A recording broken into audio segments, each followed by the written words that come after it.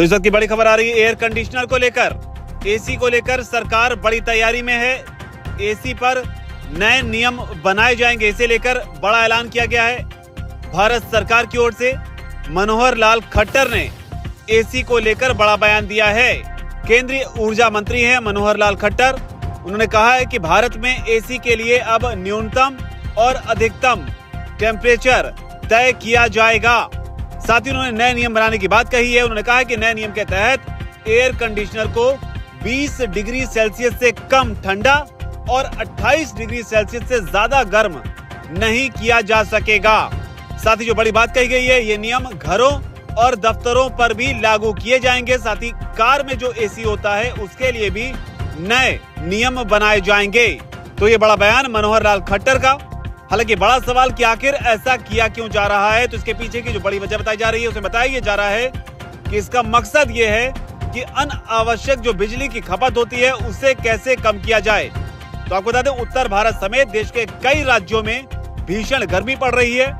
ऐसे में एसी के जरिए लोग कुछ हद तक राहत महसूस कर रहे हैं, लेकिन अब इसे लेकर सरकार एक बड़ी तैयारी में है।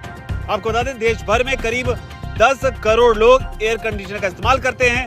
हर साल करीब 1.5 करोड़ नए एसी खरीदे जाते हैं। और जो बड़ी बात है, जानकारी के मुताबिक उसमें बताई जा रहा है कि अगर एयर कंडीशनर का तापमान 1 डिग्री सेल्सियस भी कम किया जाता है तो इससे बिजली की जो खपत है वो 6% तक बढ़ जाती है। लिहाजा नए एयर कंडीशनर्स में ऐसी व्यवस्था की जाएगी जिससे कि जो मिनिमम टेम्परेचर है वो 20 डिग्री सेल्सियस से कम और ज्यादा से ज्यादा टेम्परेचर 28 डिग्री सेल्सियस से कम ना किया जाए।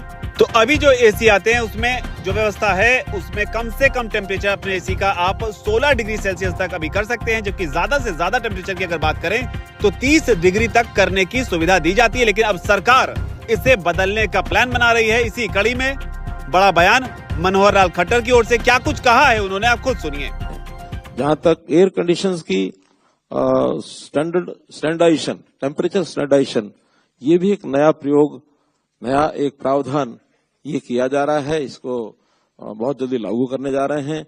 अब एसी का जो टेम्परेचर स्टैंडर्डाइजेशन है 20 डिग्री से 28 डिग्री रहेगा, यानी 20 डिग्री से नीचे हम उसकी कूलिंग नहीं कर सकेंगे और 28 डिग्री से ऊपर वार्मिंग नहीं कर सकेंगे।